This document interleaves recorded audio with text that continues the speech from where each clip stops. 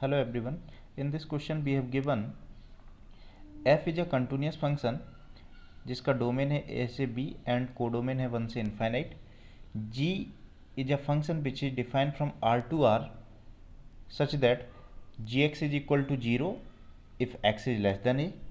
gx is equal to integration ft dt, limit है a से x when x lies between a and b, and gx is equal to a to b ft dt when x is greater than b. इसके बाद हमें gx continuous हो गया, continuous होगा at x equal to ए पर, discontinuous होगा at x equal to ए पर, और डिफरेंशिएबल होगा, नॉन डिफरेंशिएबल होगा. ये हमें आइडेंटिफाई करना है इसमें, है ना. तो सबसे पहले तो हम कंटिन्यूटी चेक करते हैं. कंटिन्यूटी के लिए एट एक्स इक्वल टू ए पर देखते हैं पहले, है ना. Right hand limit, left hand limit, function की वैल्यू तीनों इक्वल होनी चाहिए. तो सबसे पहले हम जी ऑफ ए निकालते हैं. तो जी ऑफ ए कितना आएगा, एट एक्स इक्वल टू ए पर हम बात कर रहे हैं तो इक्वल टू यहाँ पर लगा हुआ है. जी ऑफ ए मतलब एक्स की जगह पे मैं ए पुट करूँगा, यहाँ पर ए पुट किया, यहाँ पर भी आएगा तो a to a f T D t, ये बन जाएगा a to a f T D T, और ये हो जाएगा हमारे पास जीरो. तो जी ऑफ ए क्या आ रहा है, जीरो आ रहा है. अब यदि हम आर एच एल निकालें, right hand limit, limit x goes to A positive of ji of X की, है ना. तो जब x a से थोड़ा सा ज़्यादा है तो g ऑफ x कौन सा फंक्शन होगा, x goes to a positive.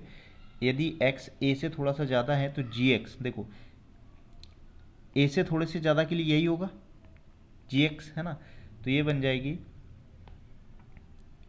Integration a to x F T D T, है ना. तो जब x a से थोड़ा सा ज़्यादा है तो ये a से थोड़ा सा ज़्यादा होगा, मतलब ये डेफिनेट इंटीग्रेशन के अकॉर्डिंग एरिया जीरो आ जाएगा, है ना. तो राइट हैंड लिमिट जीरो आ गई. Left hand limit, left hand limit, limit x goes to a minus of G X. जब x a से थोड़ा सा कम है तब जी एक्स कौन सा है, x a से थोड़ा सा कम है तब जी एक्स जीरो है, तो ये ऑटोमेटिकली जीरो हो जाएगा. तो यहाँ से हमें क्या मिल रहा है, right hand limit, left hand limit और फंक्शन की वैल्यू तीनों इक्वल आ रही. That means g x is continuous at x equal to a, है ना. अब at x equal to B पर देखते हैं. At x equal to b तो जी ऑफ वी कितना आएगा, एक्स की जगह पे वी पुट कर दो इसमें, है ना. तो एक्स की जगह पे बी पुट करेंगे तो x इक्वल टू बी के लिए फंक्शन ये वाला है तो a to b f T D t बनेगा, जी ऑफ बी बनेगा a to b f T D t, ठीक है. इसके बाद right hand limit, left hand limit निकाल लेते हैं. R H L limit x goes to b positive of ji of x. X b से थोड़ा सा ज़्यादा है, ठीक है. तो फिर जी एक्स कौन सा होगा, b से थोड़ा सा ज़्यादा है तो जी एक्स ये होगा a to b f T D T, A to b f T D t. तो यहाँ से हमें मिल जाएगा a to b f T D t. अच्छा, आर एच एल फंक्शन की वैल्यू की इक्वल आ रही. लेफ्ट हैंड लिमिट और लेते हैं. लेफ्ट हैंड लिमिट में x goes to b minus b से थोड़ा सा कम जी ऑफ एक्स, है ना. Limit x goes to b minus, जब x b से थोड़ा सा कम है तब g ऑफ x कौन सा है ना.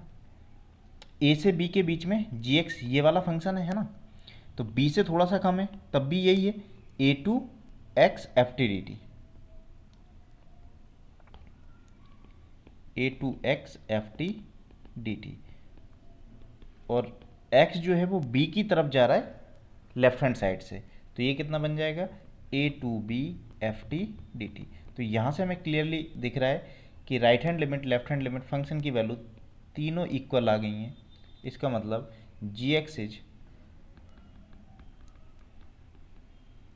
Continuous at x equal to b also, ठीक है. कंटिन्यूस आ गया एट एक्स इक्वल टू ए पर and x equal to B पर भी, ठीक है.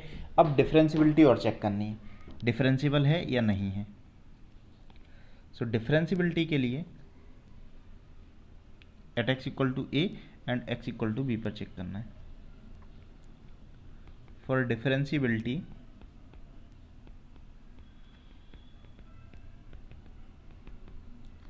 Eight x equal to a, है ना, एक्स इक्वल टू ए पर डिफरेंशियबिलिटी निकालते हैं। तो इसके लिए हम क्या करते हैं, पहले तो हम इसको डिफरेंशिएट कर देते हैं जी ऑफ एक्स को। सबसे पहले हम इसको जी ऑफ एक्स को डिफरेंशिएट कर देते हैं। तो जी एक्स यहाँ से जी डैश एक्स कितना बनेगा, जी डैश एक्स आ जाएगा हमारे पास 0 if x is less than a, है ना, 0 if x is less than a. X a से बी के बीच में है तो इसका डिफरेंस, अच्छा एक्स बी से बड़ा है तो इस फंक्शन का डिफरेंशिएशन 0 आएगा क्योंकि कांस्टेंट फंक्शन है ना। और x जब a से b के बीच में तो डिफरेंशिएशन कैसे आएगा, लेबनिज रूल के अकॉर्डिंग हम डिफरेंशिएट करेंगे। अपर लिमिट को इसमें पुट करेंगे एंड अपर लिमिट का डिफरेंशिएशन, तो x को पुट किया f ऑफ x का डिफरेंशिएशन 1 माइनस लोअर लिमिट को इनपुट करेंगे, लोअर लिमिट का डिफरेंशिएशन 0 आएगा बिकॉज a कांस्टेंट है। तो इफेक्टिवली इस केस में fx बनेगा। तो यहाँ पर बनेगा fx when x is greater than और equal to a and less than और इक्वल टू b, एंड यहाँ पर अगेन 0 बन जाएगा if x is greater than b। ठीक है, तो ये आ गया हमारे पास जी डैश एक्स। अब at x equal to a और बी पर डिफरेंशियबिलिटी चेक कर लेते हैं।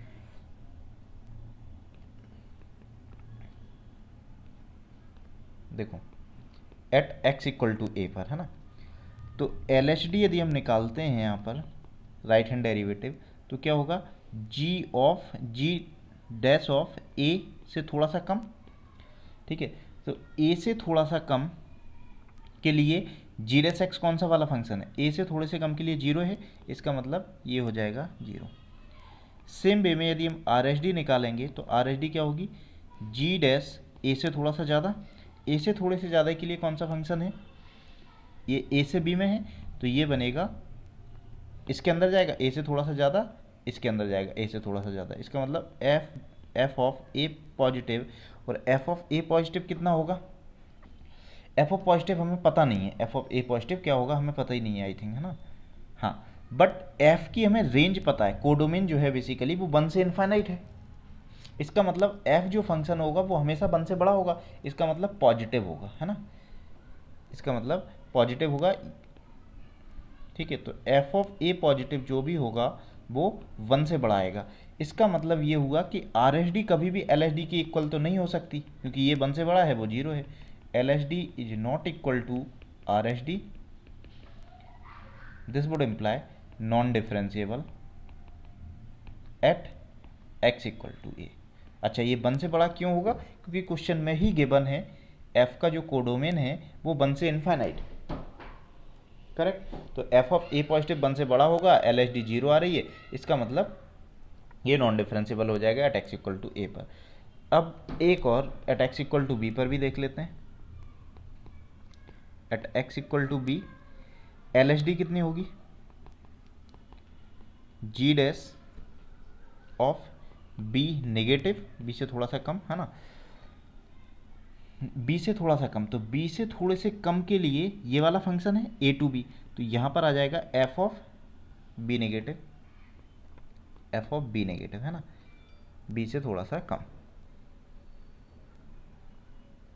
ठीक है, अच्छा F of B negative, since जब हम चेक कर चुके हैं ऊपर गिवन है क्वेश्चन के अंदर कि एफ जो फंक्शन है वो हमेशा 1 से बड़ा है, 1 से बड़ा है, तो एफ ऑफ बी नेगेटिव भी 1 से बड़ा होगा, तो यहाँ से हम बोल सकते हैं this will be always greater than 1। अब आर एच डी देख लेते हैं इसकी, आर एच डी बी से थोड़ा सा ज़्यादा रहेगा, जी डैश के अंदर बी से थोड़ा सा ज़्यादा, है ना, तो बी से थोड़े से ज़्यादा के लिए ये फंक्शन क्या दे रहा है, 0 दे रहा है, इसका मतलब ये वाली चीज़ 0 आएगी। तो यहाँ से हमें क्लियरली दिख रहा है कि L H D and R H D equal नहीं है, is not equal to R H D, this would imply non differentiable at x equal to B, है ना। तो ये नॉन डिफरेंशिएबल होगा एट एक्स इक्वल टू ए पर, at x equal to B पर, but continuous होगा दोनों जगह, है ना। तो according to option G x is continuous but not differentiable at x equal to ए, तो ए वाला करेक्ट हो जाएगा। जी एक्स इज डिफरेंशिएबल बी वाले ऑप्शन में बोल रहे हैं, गलत बोल रहे हैं। सी वाले ऑप्शन में बोल रहे हैं g x is continuous but not differentiable at x equal to b, ये करेक्ट है। G x is continuous and differentiable at either a और बी बट नॉट बोथ, ये भी गलत बोल रहे हैं, है ना। तो ए एंड सी इस क्वेश्चन के करेक्ट आंसर हो जाएंगे। ठीक है, अब देखो एक क्वेश्चन और देखते हैं जो काफ़ी ईजी है, 2014 में आया है ये भी, है ना। इसको हमें इंटीग्रेट करना है ना। तो इसको इंटीग्रेट करने के लिए तुम ऐसे सोचो, ये डिफरेंशिएशन है, 2 टाइम्स डिफरेंशिएशन, और ये 4x³ है। एक ऐसा फंक्शन है जिसको हम इजीली इंटीग्रेट भी कर सकते हैं, डिफरेंशिएट भी कर सकते हैं ना। बट इसको डिफरेंशिएट करेंगे तो बढ़ता चला जाएगा, d³ बनेगा, d4 बनेगा। तो इसको हम इंटीग्रेट करते हैं, इसलिए हम इसको फर्स्ट फंक्शन बोल देते हैं और इसको सेकंड बोल देते हैं, आइलेट रूल लगाते हैं। तो आइलेट रूल क्या बोलेगा, फर्स्ट को एज इट इज रखा, अच्छा इसको जिसको हमें इंटीग्रेट करना है उसको सेकंड बोल देते हैं, इसको सेकंड बोलते हैं, इसको फर्स्ट बोलते हैं। तो आइलेट रूल के अकॉर्डिंग फर्स्ट को एज इट इज रखा, इंटीग्रेशन ऑफ सेकंड, है ना, इंटीग्रेशन ऑफ सेकंड। सेकंड कौन सा है, d²/dx² 1 - x² to the whole power 5, integration of second, minus, अच्छा ये जो लिमिट है 0 to 1 इसको बाद में पुट कर देंगे ना, माइनस डिफरेंशिएशन ऑफ फर्स्ट, तो 4x³ का डिफरेंशिएशन हो जाएगा 12x², इंटीग्रेशन ऑफ सेकंड, मैं डायरेक्टली इसका इंटीग्रेशन कर दे रहा हूँ। जैसे ही तुम इसका इंटीग्रेशन करोगे तो एक डेरिवेटिव कम हो जाएगा, d/dx 1 - x² to the whole power 5, first का डिफरेंशिएशन कर दिया, सेकंड का इंटीग्रेशन कर दिया, एंड कंप्लीट का इंटीग्रेशन। ठीक है, यदि लिमिट भी पुट करनी है तो लिमिट भी पुट कर सकते हैं यहीं पर, है ना, डायरेक्टली। 4x³ है ना, इसका इंटीग्रेशन कितना आएगा, इसका इंटीग्रेशन आ जाएगा, एक डेरिवेटिव खत्म, d/dx 1 - x² to the whole power 5, limit रहेगी 0 to 1 माइनस, है ना। अगेन सेकंड वाले में यहाँ पर भी लिमिट 0 से 1 है ना, यहाँ पर भी 0 से 1 है। अच्छा, अगेन हम क्या करेंगे, इसमें फिर से फर्स्ट इंटू सेकंड लगाएंगे, तो इसको सेकंड बोल देते हैं, इसको फर्स्ट बोल देते हैं। तो फर्स्ट को एज इट इज रखा 12x², सेकंड का इंटीग्रेशन, तो इंटीग्रेशन करेंगे तो 1 - x² to the whole power 5, derivative खत्म हो जाएगा, लिमिट 0 से 1 माइनस, है ना, माइनस फर्स्ट का डिफरेंशिएशन, तो फर्स्ट का डिफरेंस 12x² का डिफरेंशिएशन आएगा 24x, सेकंड का integration 1 - x² to the whole power 5 and complete integration, ये हो जाएगा, है ना। अब देखो, तो ये हमारे पास 4x³, इसका डिफरेंशिएशन किया तो डिफरेंशिएशन आ जाएगा 5 - x² to the power 4 into -2x, limit है हमारे पास 0 से 1 माइनस, इसमें हम लिमिट डायरेक्टली पुट कर देते हैं इस वाले में, तो जैसे ही हम 1 पुट करेंगे तो ये 0 बना देगा, 12 इंटू 0 0 बनेगा, और 0 पुट करेंगे तो इसकी वजह से 0 हो जाएगा, तो इफेक्टिवली यहाँ से 0 मिलेगा हमें। ठीक है, माइनस, अच्छा इस ब्रैकेट को, इस माइनस यहाँ पे जाके प्लस हो जाएगा, है ना, तो प्लस कर दिया। इसको हमें अब डिफ्रेंशिएट करना है इसको, है ना। इसको डिफ्रेंशिएट करने के लिए हम क्या करते हैं, 1 - x² को t लेट कर लेते हैं, 1 - x² को t लेट कर लेते हैं, तो -2x dx = dt बनेगा। ठीक है, अच्छा लिमिट कितनी हो जाएगी, लिमिट हो जाएगी जब x की वैल्यू 0 है तो t की वैल्यू 1 मिलेगी, और x की वैल्यू 1 पर t की वैल्यू 0 मिल जाएगी, तो लिमिट हो जाएगी हमारे पास 1 to 0, है ना। 1 - x² की जगह t टू द पावर 5, है ना। 24x में से 12 को एज इट इज रखा, 2x जो था 2x इंटू डी एक्स की जगह -dt रख दिया, है ना, -dt, तो dt ये हो गया, और माइनस मैं यहाँ पर लिख देता हूँ, यहाँ पर। ठीक है ना, अब हम इसको इंटीग्रेट कर लेंगे, है ना। इसमें लिमिट पुट करते हैं, इसमें जैसे ही तुम 1 पुट करने जाओगे तो ये वाले की वजह से 0 हो जाएगा, और 0 पुट करने जाओगे तो इसकी वजह से या फिर इसकी वजह से 0 हो जाएगा, तो इफेक्टिवली यहाँ से 0 मिलेगा, 0 - 0 प्लस